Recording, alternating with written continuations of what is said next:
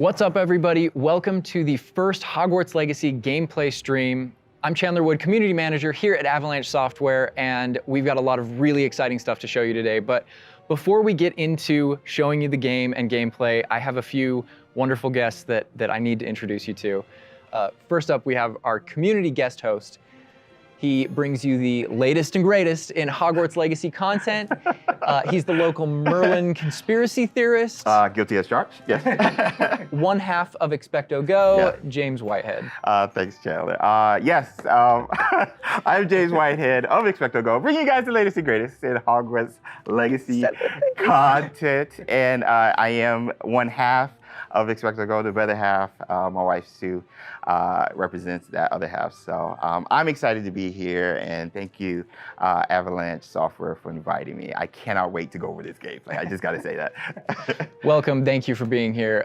And we've got two people from the studio, just two of the many people bringing this thing together, the magic of Hogwarts Legacy. Game director, Alan Tu. Hello, everyone. And senior environment artist and Hogwarts expert, Boston Madsen.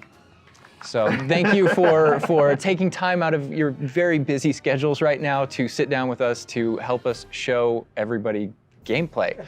So what we're going to be showing you today, first, the character creator, because it's your legacy, and you have to create yourself when you get into to get into Hogwarts and bring your whole authentic self to Hogwarts. So we're going to show you that character creator.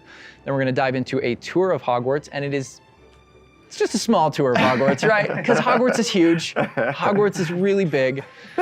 So we're going to be showing you a little bit, but it's still a lot.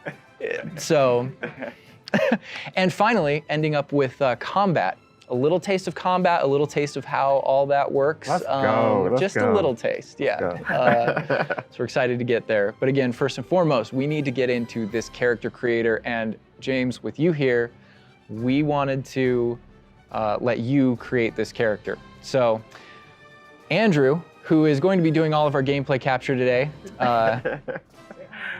is going to be handing you the controller. Oh my gosh. All right, I won't break anything. All right, so what are we looking at right here on this screen? These are your presets. So a lot like other games, there's some initial settings that you can choose for your character that just kind of get them into like the ballpark of what you want to be, who you want to be, and what you want to change. Oh man. And then once you're in that ballpark, all of the other tabs let you dial that in, be exactly who you want to be. It's our goal with this is to make sure that for anyone that fantasized about bringing themselves to the school for the very first time, that they feel like they have the options in order to represent who they are and essentially bring themselves to Hogwarts or whatever character they want to bring to Hogwarts. Oh my God, and options galore. Do you mind if I try to put myself in here right quick? This is all about you today. Okay, all right. So, okay, yeah, that's me. We're here, that's me right there. All right, so that's step one. We're pretty close, but let's look at everything okay, here. Let's play here. around with some of these options, like really. All right, so what are we looking at with this option over here with the tab? I see face stuff. Yeah, so a lot of the different faces that you saw in the previous screen, all those faces are choices that you have here. So you can, now you're just kind of getting into the details in your face shape, in your skin color. And then because we knew a lot of people going right in are going to want it right away, even though it's an option later in the game, you can collect different types of glasses, put them on later. We give you some options right up front if you want to have glasses for your character. Oh man, oh my gosh, look at the structure of the faces with this. Wow, you guys thought of crazy. I like that. I don't think my face is that skinny, but I think we'll go that. I think we'll go that route. And down here is this. Those are your glasses there. Oh, so we could go Harry Potter if we want. Awesome job. Oh man, and this is just some of the options, I'm assuming. Yeah, so through the course of the game, there's a lot of different options that you'll keep unlocking. Okay. So as part of kind of like gear for the character, there's lots of different classes, there's even masks, there's all kinds of things over the course of the game. I like how it's all Victorian era though. Yeah, like, right up front. very authentic. Such a good call. Oh my gosh. All right, so now, we can go fleek on this one with the hair. I spend a lot of time here just like dreaming about my different characters. And what they're my be gosh, the pony. The thing I'm always amazed by whenever I see any aspects of Hogwarts Legacy's character creator is just the texture.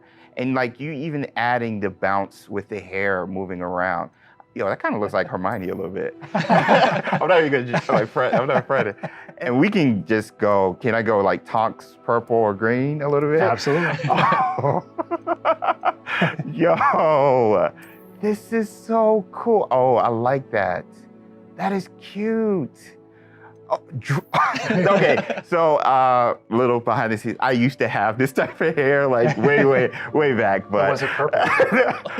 I wanted silver tips, so that was the closest I got to any color. But oh my gosh, this is so cool. So you literally can bring yourself. Like it's a myriad of textures and different hairstyles here. All right, so now we're getting over here to play around with some of the. These are more subtle options. We've Okay. got freckles, moles, different things like when it comes to your complexion, like darker eyes, maybe like some shading on the cheeks. Oh man, you guys literally thought of everything with this. I do have a bit of fun with that. And then the scars are one of those options where, Harry had his own unique scar, but you can come in with different scar options. Yeah. Oh, wow. Look at that. I didn't even see that. Oh, those are my favorite. The eyebrow scars. Yeah. Love those. Yeah. You look kind of It's a like, classic. Yeah, you look kind of just like tough. But anyway, so now we're over here. Oh man, you guys, this is so sick. Again, getting more subtle here, really like dialing in that face to really get your. I don't know how revealing I want to be with my facial features now. Just like, yeah, I kind of have a big face. Yeah, my eyebrows kind of sit kind of low.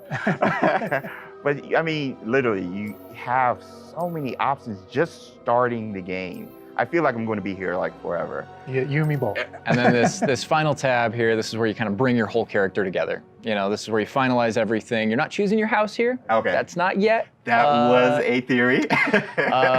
But here's where you bring, you choose voice 1 or voice 2, which is more kind of a masculine or a feminine voice. And then even within that, changing your pitch, with the pitch slider. It's a subtle slider, but Yeah. but you can hear it. Concerned about.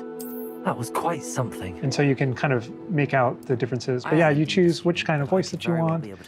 You'll be selecting your difficulty here. For today, we'll just go normal because Andrew's going to be taking us through some of the experiences with combat later. And we can talk a little more about difficulty, with combat and how that plays in. That is a But I big think question. the important thing here is like if for people who aren't gamers especially, Right. story mode is a way to get into this without being worried about like, oh, do I need to be good at games? Like, no, just enjoy this game. And I will put Expecto and then go.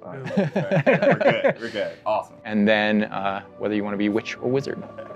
Amazing. What'd you think, character creator? We're good? I'm good. Let's explore Hogwarts and let's get into some combat. All right, through the magic of using a dev kit, we're gonna be loading up a save a little later in so that we can show you more about Hogwarts and give you that taste of combat. All right, Andrew's got some gameplay pulled up for us here. We are starting out, James, there you are. You're wearing the House Fanatic robes from the account linking. Thank you. I do look good. And this is our first look at the Hufflepuff common room, I'm assuming. I mean, dorm room. The dorm room. Yeah. This is awesome. But Alan, what are we seeing right here with the UI? Because this is our first look. Yeah. So right now, we know there's been a lot of questions about the HUD because this is the first time we're showing it. So kind of going over it from right to left, on the bottom right is what we call our spell diamond. Mm-hmm. So those are, everything that you see in it are slottable spells. So we have over 20 slottable spells that you can earn over the course of the game. Okay. And that's where the player can place them and use them and access them very quickly. To the top left of that is, you'll see the D-pad, and on the left is an eyeball, and on the right is a bit of a grid. So the eyeball is an example of one of, not a slottable spell, but what we call an essential spell. There are certain spells that are used in very specific contexts, or that we just want on the controller at all times. And Ravello is one of those. That's left on the D-pad. On the right on the D-pad is that grid represents where you might slot spells. And so right now, today, we're not going to be going into the spell slotting menu because we feel like there's a lot of spoilers there. You know, like what are all the spells and what can we do? I would like spoilers, but I understand. But we do want to make sure there's still some goodies left to share with everyone. And then on the left side, that thing that has the L1 button next to it, that's another thing where we don't want to spoil, but basically that's where you access your tool wheel. So there's a lot of magical tools that you're going to be kind of brewing and growing over the course of the game. And so that's where you would access them rapidly is our tool wheel. Okay, cool. There are a few things that I left off the table on the right. The green bar is your health, and basically there's a potion next to it. That's how you might heal. The bar above it, we're keeping a secret for now. I apologize. And all the way on the left is our mini map with a kind of overhead view of where you are currently in your common room that updates as you travel through Hogwarts and beyond out into the world. And for those fans out there that aren't a huge fan of minimaps, because we know they exist, there's also options to remove the minimap and turn on or off different elements of our HUD. But really immerse yourself. And we'll go more into the spells as we get into combat, but that's kind of, that's what you're seeing there. And this is our HUD. Also, Andrew's giving us a good look over here. I want to call out. I'm a big fan of the bedside tables in the dormitories. Very nice bedside tables. They are nice bedside tables. Yeah. The honey-colored wood was mentioned in the writing. It's part of lore. It's part of lore. There we go. All right. So now we're walking out into. We really tried making these low-ceilinged dorms to give you that Badger set sort of feel. And the first thing I know is the music. The score is amazing with this. Gorgeous. And I'm calling out here, this is unique music that you're hearing for the Hufflepuff Common Room. Go back to those Common Room videos we released, you'll notice the music's a little bit different, and that is entirely intentional. We just want to welcome you to your common room in every single house, just a little bit differently. Begin customizing that experience right away. Oh my gosh, that's so awesome. Look at that. So, I mean, beautiful design. We could spend like the entire rest of the stream just in the common room here and talking about it, and I'm sure Boston and James could be like just geeking out over it. All the details come from J.K. Rowling's writings for this common room. The round doors, the hanging vines, even the dancing badgers on the fireplace. It's got a real earthy vibe. Yeah. It's very, very earthy. Which is like elements for each of the houses, right? Hufflepuff is earth, Ravenclaw's air, Gryffindor is fire, and Slytherin is water. We really leaned into that for each common room. Wow. So it feels earthy. We've got a little earthen passageway. That's what we were. Hopefully, it should feel very familiar. Yeah, it does. It does. But I know you don't want to leave, but we're gonna be leaving. Thank you. I understand. Whoa, the sound effects though. Like, looking back at the past trailers, it was just music, but kind of hearing how Hogwarts is now, it's so cool. Very tactile. Yeah. Andrew's going to make use of one of our spells, Revelio. Use Revelio right here, because there's a little magic going on. You notice a little something there. Yeah. So these are something that we kind of interchangeably call Revelio pages or lore pages. And you'll notice a bunch of things pop up on the screen. Yeah. You see that we got some XP for it. Mm-hmm. And you can also see that we've advanced something called like a field guide challenge up in the corner. Uh-huh. So I want to talk about that a little bit. So we had to ask ourselves, what? Continue, I'm sorry. There may be something you may or may not be able to tickle there. Yeah. But in our game, we had to answer the question, we're a late fifth year. What does that mean? How do we catch up to the other students? Okay. And so we have an answer to that question, and it's given to you by the staff. So there's something that we call the Wizard's Field Guide that's granted to you early on in the game. And the Wizard's Field Guide is how you actually work on catching up with the other students. So Andrew, if you hit pause for me up here, before we push forward a little bit, you can see in our pause menu, it's got this book theme. Wow. That's your Wizard's Field Guide. And you can see your house kind of crest overlaid over it. Okay, right? And you can see that on your level as well.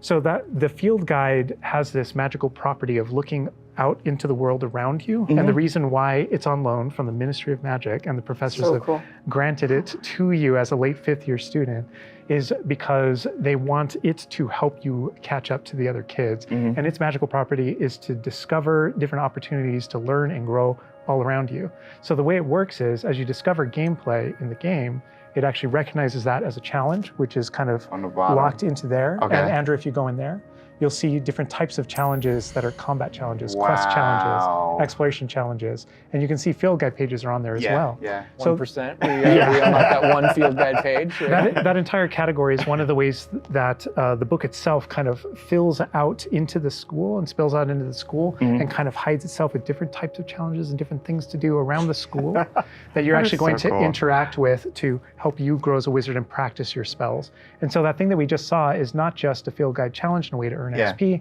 It's also something that that players can use to learn about the school as they're traveling around. They spot these little secret facts and they can kind of play a little bit of a game discovering all of them. And there are over 100 field guide pages just in Hogwarts alone. So. Little glimpse of the grand staircase here. We're not gonna... Circular staircase. All the match the tower. portraits. Yeah. And I did notice the flue flame just ignite right there, which was so cool. Yeah. Oh man. Fast travel points there. House hourglasses. We had to. How much fun was it designing those and putting all those in they're there? gorgeous, but that they're there just like in the books. Yes. Right It's next a to nod the to Great lore. Hall. it's a nod to Yeah. lore. House points is not a core mechanic or system in the game.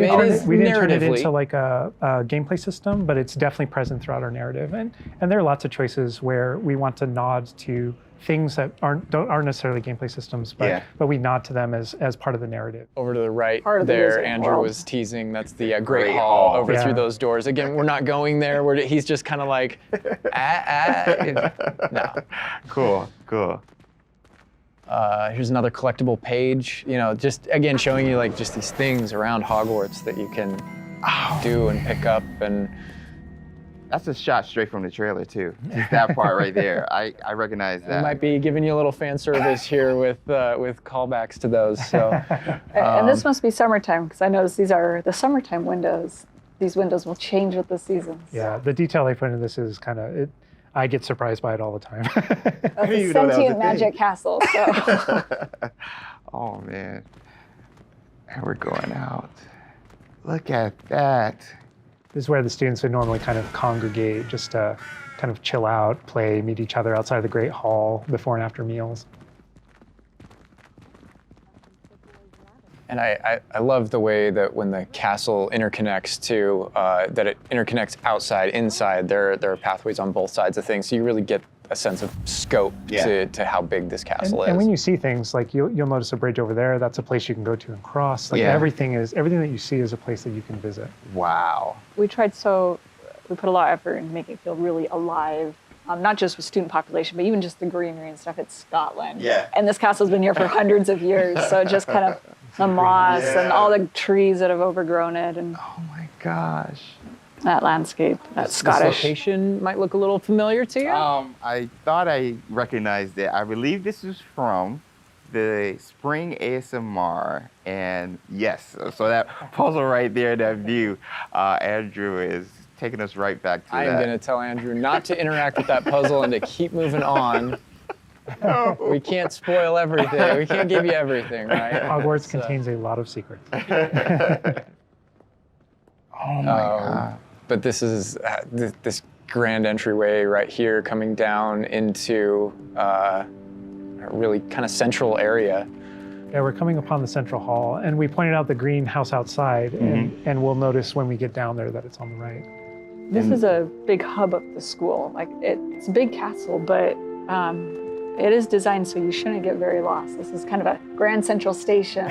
I love that. I love Each that. direction, it's green over there, so the greenhouse is over there. Transfiguration courtyard, the library straight ahead. So it's kind of the hub Oh my of God. a lot of the castle. Even the color, visually, you can just tell, okay, green, Oh, green, go greenhouse. that way. Oh my God. A lot of it'll be subconscious, but it'll help you really learn the castle and feel like you know your way around. That's not to say that it's easy to learn. All of us here still get pretty lost in it It on a is a daily castle. basis. It It's a is. castle. Great point. I love that Andrew's definitely teasing a lot of things here. I'm noticing he's swinging the camera this way and that. Yes. He's got this grin on his face over there that's just like, yeah, I know what That I'm statue doing. I know is what I'm from the reveal trailer. There's that dragon. Oh my This gosh. is another location where the students will gather, and just kind of chill out. And an opportunity to talk to somebody, get a quest giver here. Is everything all right? Yes, I'm sorry. I'm Nellie, by the way. I'm just so excited that the Daedalian keys are back. The what keys? The Daedalian keys. Surely you've seen them flying about. Rumour is that a former headmistress, Professor Moll, conjured them to protect the contents of certain locked cabinets years ago. Professor Black couldn't be bothered to disenchant the keys, and they appear every few years. You should try to catch one. Why would I do that? Each key will lead you to a locked cabinet somewhere in the castle. If you can manage to get the key into the cabinet lock, not an easy task, you may find a reward.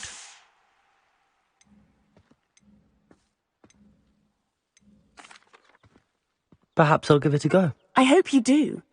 In fact, I think I heard one of the keys in the astronomy tower. You should listen for them. So those kind of side quests are really, it's a cool way to interact with your fellow students, with perhaps other teachers, with, various things like that, as well as teach you some more of the secrets of Hogwarts, I think. There's a little bit of that. Absolutely. Yeah. So the students are a way to kind of like flesh out the school opportunities around it, what we can do. And then those interactions, different interactions with different characters can also offer different choice points for the player. And then some of those things can affect things game-wide. Some of these affect characters' lives, the ending of the game. And sometimes it's just about you being a little bit of a nice guy or just being a jerk. Yes, absolutely. So the scale really varies, but those opportunities exist for the player. Wow, look at this. This is the Dada Defense Against the Dark Arts. Tower. Which this is one of my favorite locations in the castle. Just visually, you come in here and just the richness of this area is very iconic, very unique to anywhere else in the castle. Somebody else that we can talk to, notably a younger student. Yeah, she looks like a first year or an 11-year-old. Are you all right? Don't you know who I am? Zenobia Noak, the girl whom everyone at school hates for no reason.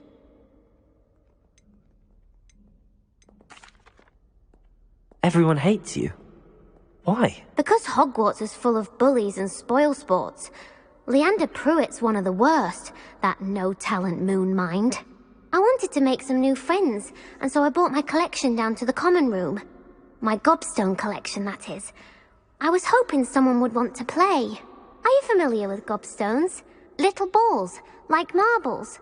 Grand game. And if you lose, they spray you with a foul-smelling liquid.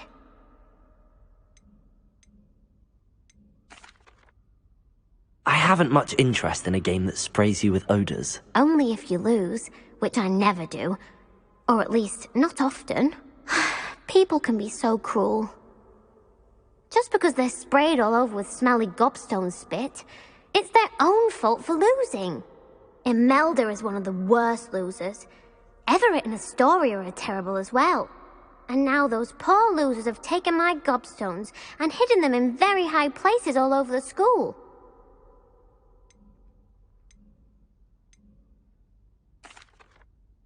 Sounds as if you caused the smelly situation and they responded accordingly. I didn't make the rules. Anyway, I can't work out how to get them back on my own. I don't think I know the necessary spells yet. I need someone, perhaps a selfless and talented 5th year to help me.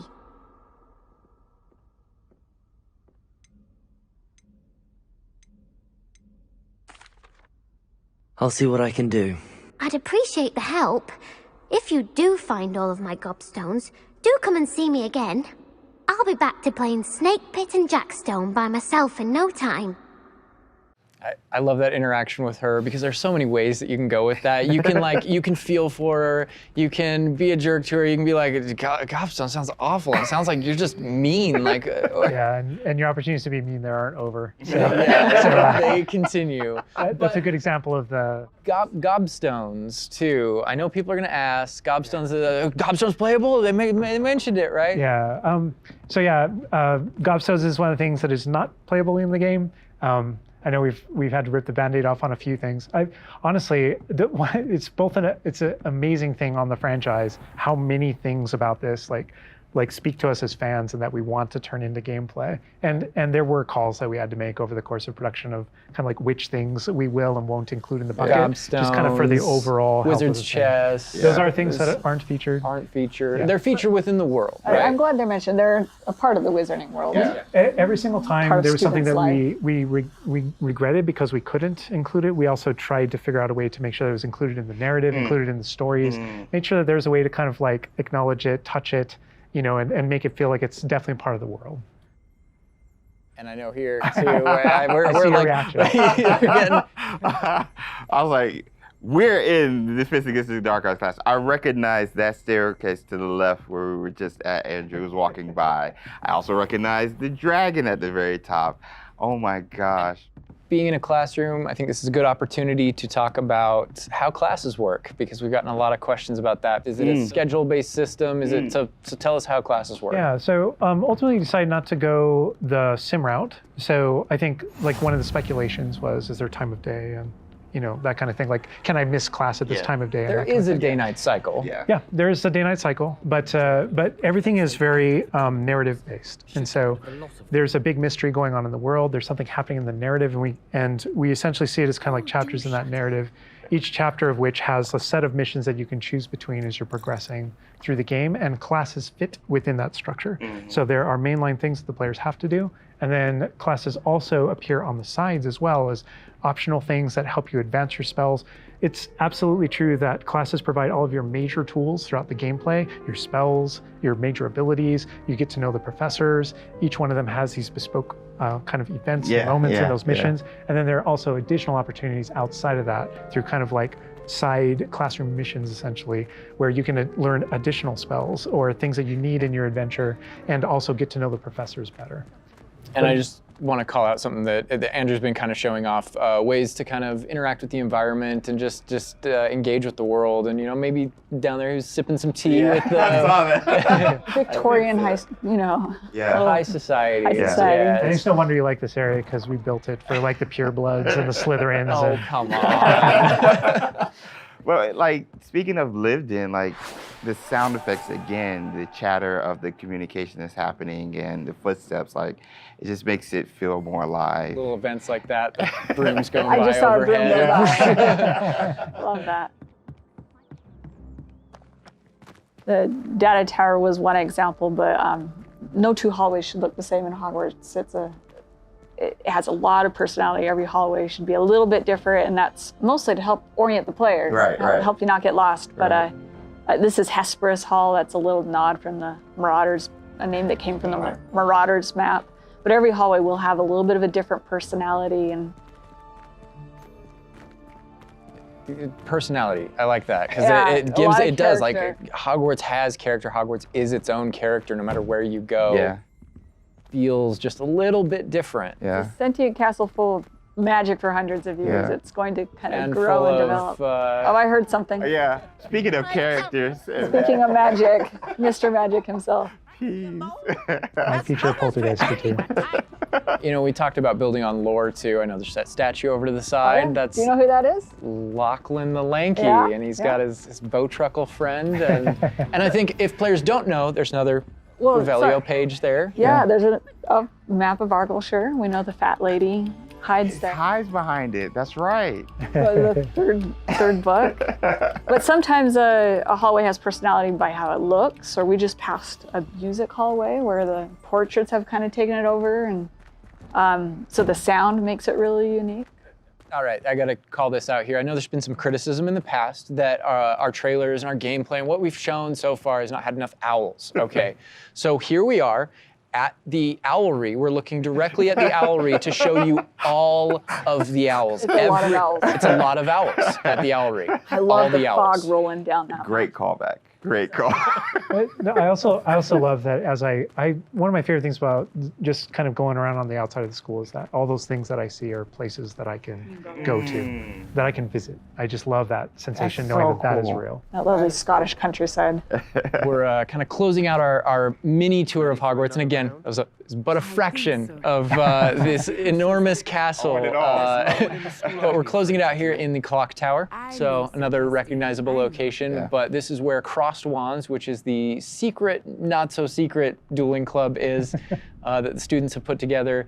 Professors definitely know about it, but they think they're being clever. And it's run by this Lucan Brattleby here. Who's in a younger year, but we kind of like that that he's running things. Hello, Lucan. May I use the training dummy? Of course. I'll fetch it and give you a list of combinations to practice. Ready to have a try now? That would be wonderful. Be sure to cast all your spells before the dummy lands. If you need to stop practicing before you finish all of them, let me know. And this is a really good opportunity to now jump into combat, because really in the game, this is going to be the first time where you yourself get to learn about combat and combos in a big way and in a new way. For me personally, this was where the game like really starts to open up to the possibilities. Yeah. So we've set up a training dummy, and this is kind of an activity where you're supposed to execute according to kind of the iconography on the top. Now, what we see on the top is the Accio spell, followed by 4 what we just kind of lovingly refer to as basic shots. There's certain spells what the wizards kind of like use, just kind of fling. Andrew's using one now. And you trigger that by tapping R2 on your controller. So you can see in the corner R2. So if you tap R2, that throws out a basic shot. But that R2 is also your gateway to all of the spells that you might slot. So if you hold R2 instead, you can see how the diamond expands. And if we let go, you see how it contracts. Yeah. And so if you hold it again, it expands. And so when it expands, then all the spells that you slotted while you're holding that button can now be tapped with your face buttons. Awesome. And not only that, but over the course of the game, you can gain additional spell diamonds, up to 4 additional ones, so that you can slot up to 16 spells, pretty much instantly. And then that helped us fulfill the fantasy of in combat, I need to be able to access things very rapidly. Yeah. And so you learn over the course of these events, how to juggle not just the spell casting, but also it reinforces an understanding of another feature of the wheel, which is their cooldowns. So as you're casting spells, just to make sure that you're not just kind of like repeatedly using one thing over and over and over again, you can see cooldowns on the spells that he's using on the wheel. And then as you progress through the game, there are different things that can affect things, like cooldowns through your talents, different things that allow you to kind of like juggle and adjust and update those things. And so if you hold down R2 and you tap the D-pad, it will switch between your other diamonds if you've unlocked them, and that's how you access all those. Oh man, it looks like we're about to get some action over here. Yeah. So this is a great way to kind of learn how to pull things together, So you pull those combos right together. Here. Yeah. Tap, Accio, tap, tap, tap. Awesome. Well done, Andrew. And that's just against the dummy, but I mean... I'd say that's enough practice. You looked good out there. Thank you, Lucan. I say better to discover one's weaknesses during practice than during a duel. You'll be a fearsome challenger now. I think now we can take on something a little more challenging. It's going to shoot back. Now let's talk about some more features of the combat system. Hello, Lucan. Is the next round of Crossed Wands all set? Why, yes it is. I've got a great match lined up. Ready for another round? We're on a PS5 dev kit here, so we're going to be able to kind of pause I'm the action Yeah. and talk about what you're seeing on the screen, because there's about to be a lot going on. Okay. All right, here you can select if you want to fight with somebody else, some of your the other classmates. students. Yeah. But in this case, we're not. We want that action to feel a little more frantic towards you to really get you that sense of combat. So apparently you've got quite the reputation because they've got you up against 3 people. 3, yeah. Apologies. Off the jump. So I can explain this just because I know people are going to go into it, but we can probably just kind of jump in. You're not the only one that has Protego and the ability to deflect. The enemies do too. and we actually play with that when it comes to the spell casting. So you notice that there are different colored kind of shields around the different characters, and you also notice that your spells have different colors on them. So to help players understand kind of like the function of their spells, we kind of put them into brackets. So there are damage spells, there are force spells, there are, I'm forgetting the other one, all of a sudden, control spells. And so those things for the player, they wind up also being a color indicator for which actual spell to use to break the different shields that enemies can use. That way it rewards kind of like that close attention that you're paying on things. We've got this paused here now, and you can kind of see all the elements on the screen, the halo around the avatar's head, each of the different shields, to kind of give us a breakdown of what's going on. Give us a breakdown of different things that you're saying. So you notice at the top that we're kind of like calling out which enemy you currently have targeted and their level and health. And so, as you target different characters, you'll be able to get that breakdown. The halo over your head, whenever an enemy is about to an attack, it's almost like you have a little bit of a sixth sense for those things that are coming. If you see the halo, it means there's an incoming attack, and if you tap the triangle button by default, then that you will be able to deflect that attack that comes in and off with the protect. And I love that deflect where it goes off and like hits things up and kind of breaks things off walls too. But also, if you hold the button, then it doesn't just deflect. It also deflects and turns around with a counter attack stupefy that actually stuns the enemy. And you can use that even in your combos and stuff. So if you're focused on a character, and you're doing your thing, and someone else attacks you, you can actually turn that attack into a direct attack on the person that you're comboing. Back into gameplay here. Andrew's gonna pretty handily finish these other students off here, win this duel. Look how fast it is. It's like a dance. Yeah, we really felt like in the movies, there's almost like it's kind of like there's this element of kind of like fencing from a very great distance. That's such a good call. And there are a lot of things that we had to do with our controls and combat system in order to kind of capitalize on that idea that's pretty unique to the Wizarding world. Understandable. Yes. Well, perhaps you should try that next time. The other duelists have already taken notice of you, but after that last round, they'll really have it in for you. You'd better keep practicing if you want a chance at winning, or at least surviving the next round. I'll let you know when we're ready. Hope to see you then. The next round is for all the gobstones, so to speak.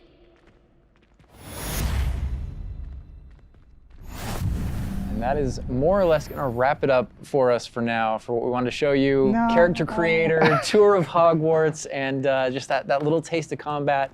But we didn't want to leave you without maybe a little taste of something that we may show in the future, may show next time. So leaving the castle, going out here. More owls confirmed. Owl mail. There's the owlry again. Yes, all of the owls.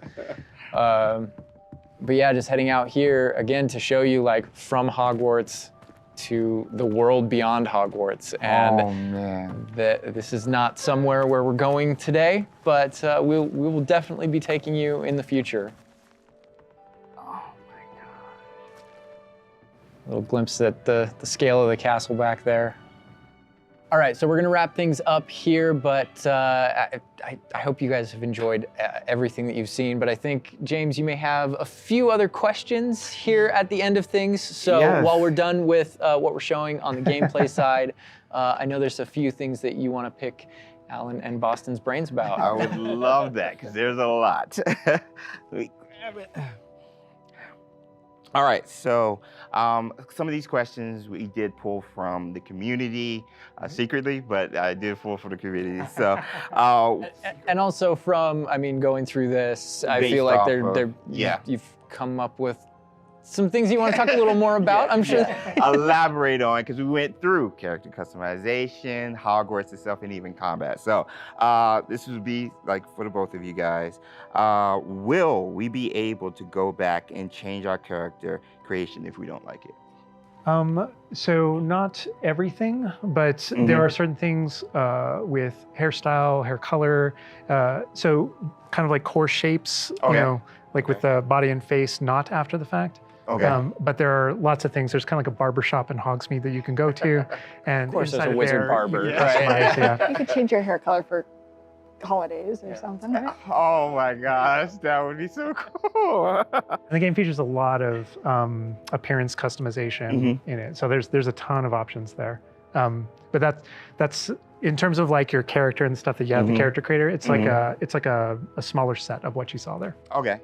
Oh my gosh, awesome, awesome. Next question, what kind of leisurely activity can we do? Can we study with our free time?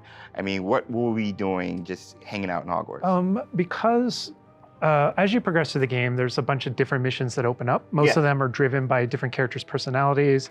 You know, some of them want help getting up to hijinks, or some of them want to just explore secrets in the castle because there are new secrets in our castle to explore. And so, so I think there's a bunch of things to do. And when it comes to class, as I mentioned earlier, it's not just kind of like the mainline stuff. There are kind of like extracurricular assignments, some of which are optional, some of which are kind of like blockers for main mission. Kind of like you can't go on this mission until you have the spell. And then the spell is open, you know, the assignment and how you complete it with your professor. And so there are opportunities to study, so to speak, like with that. But they do all take the form of our mission structure. As you mentioned earlier. Wow. Let's get into some combat right quick. Do spells have different levels, or are they all equal? Do spells have different levels, or are they all equal? I'm trying to think of how to describe that. So each spell has kind of like its own core identity and what it does in the game with regards to both kind of like puzzling, world exploration, and enemy combat and all that kind of stuff. And then it's through the talent system, right? When you go into that, it's kind of like each of those spells has ways to kind of like advance and grow and change. And as you spend talents, in some cases, it even changes like the way you approach the battlefield and things like that. So I'd say that's no more true than with like dark arts, for example. And as you go down that line and you kind of play around with those talents, it really does start to kind of like affect even how you approach combat and how you think about the battlefield. I won't be touching the dark art stuff, but I know many of you guys will be. Maybe on your second playthrough? Yeah, second playthrough, yes. Okay. Dark Hufflepuff coming, #soon. I want to close off with this question, and this will be for everybody, and we'll start with Boston. With this game that you guys have been working on for however long and the excitement you guys have, what's one aspect of Hogwarts Legacy that you are excited for the fans to experience? Boston. I think I'm just excited for the fans to play through the world, specifically the castle, and maybe go read those books again. I hope that whether you're already a fan and love this game, or this is your first introduction into the world, I hope they just point at each other in the best way possible. And I'm just excited for fans to get to finally go to Hogwarts and feel like they can own it and live there. I've lived there for 5 years. It's a great place to live. Official 5th year. It's really funny because I want to give a different answer, and I will. But I actually feel like the most honest answer is really similar. Because my favorite thing when running around, playing the game, and getting to know Hogwarts the way Boston knows it, because she knows the school and the lore better than I do, and thank God, right? Because you want the person architecting it to really know that. But when I rewatch the films or I'm rereading passages from the books, there's a different relationship to those things having played the game. And so it's really looking over the edge and seeing location. I'm like, oh my God, I'm right there. And in the movie saying, I know what's around that corner in the film. Like if you go down this way, there's actually a thing over here, and there's this person over here, and this thing happened, and it just adds all this richness to everything that you already love. And not just that, but you're going to add your own story. So you know what happens around that corner because you did something. And then the quick answer, just to have something different, is I just love being on a broom. I just love looking at the whole world and just being like, okay, I can just go. I can go there. That vantage point, there's just something exhilarating about it that feels very different in that kind of open air and on that thing. It just it's kind of incredible. and wrapping it up, you know, for me, it's just bringing the community together with it and sharing those stories, because it is your story, and you are going to be writing. You know, this is your unique experience within this, and even within the things that are the same, it's going to be your unique experience. It's different from mine. It's different from. We're all approaching it from different places, and I think that's going to be really cool, the way that everybody brings those things together. All right, and that's everything that we have to show you today. I know maybe it wasn't everything you wanted to see, but it was a whole lot of stuff. Character creator, a little mini tour of Hogwarts there, just a small part of it, a little bit of combat. And we do have some more stuff coming up for you in the future. Hogwarts Legacy releases on February 10th, 2023, and is available for pre-order now. But that's going to do it from us. We're going to leave you with a little something else, but for now, bye. Bye.